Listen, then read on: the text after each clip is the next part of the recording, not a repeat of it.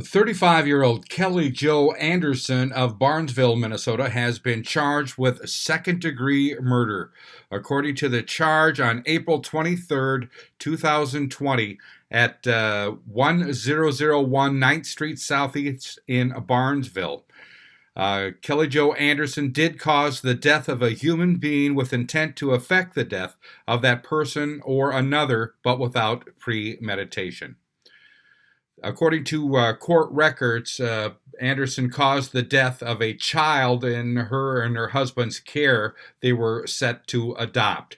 Reading from the criminal complaint, quote, in part, on April 23, 2020, Clay County law enforcement was advised that a child had been presented at the Sanford Emergency Room as blue and lifeless with bruising to the head and face. The child had been brought into the ER by Kellie Jo Anderson. A detective spoke with Anderson, who advised as follows.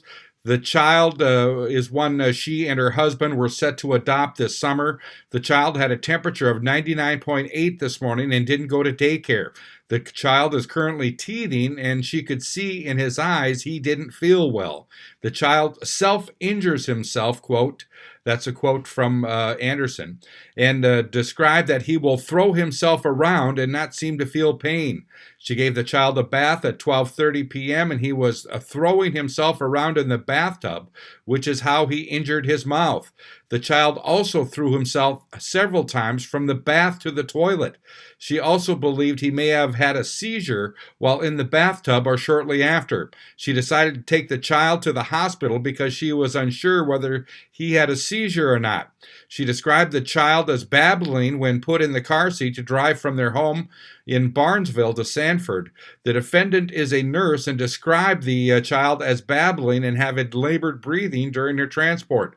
She pulled over when she got a couple blocks from the hospital because he was no longer babbling and she could no longer feel a pulse. She stated that she was going to start CPR, and she noted a very faint pulse at that time. She then drove to the hospital where medical personnel assumed care of the child. Anderson stated that she did not see any of the marks on the child last night, meaning April 22nd, that were now visible on the child. The detective then spoke with a husband who advised as follows. He last saw the child at around 7:30 p.m. on April 22nd. He did not observe any injuries on the child at that time. He played with the kids for a while, then went back to work, woodworking in his shop. Kellie Jo Anderson became angry with him because she thought he should be paying more attention to the kids. The child normally has baths in the evening and doesn't like baths. The husband had recently taken over giving the child baths as Anderson struggled with him during bathing time. The husband changed the child's diaper in the evening of April 22nd and didn't notice any injuries. Anderson did give the child a bath on the evening of April 22nd around 8 p.m., and the husband went to work around 8 or 8:30 p.m. on the morning of April 23rd. He was surprised that the child was home with the defendant, as he normally goes to daycare Monday through Thursday. The husband says other than in the bathtub where the child will do what he described as an alligator roll, the child does not throw himself around. The child has never had a seizure. The husband and Anderson have had the child in their care since April 2019.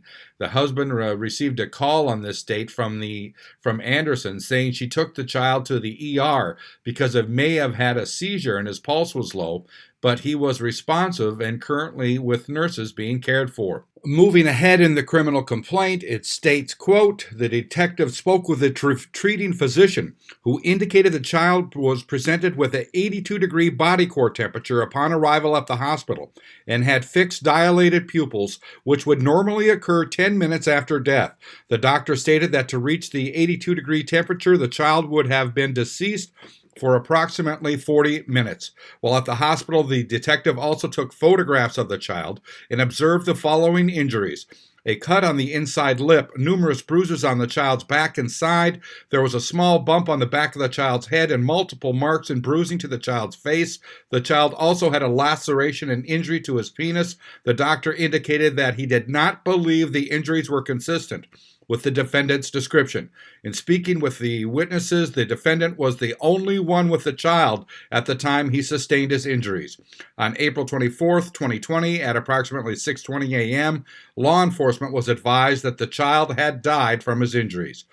An autopsy was completed by the Ramsey medical examiner.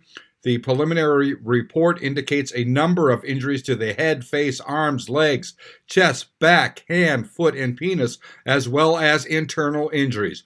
The preliminary cause of death was probable asphyxia associated with blunt force trauma to the head, body, and extremities, and manner of death was listed as homicide. I'm Neil Carlson reporting for iNewZ.TV.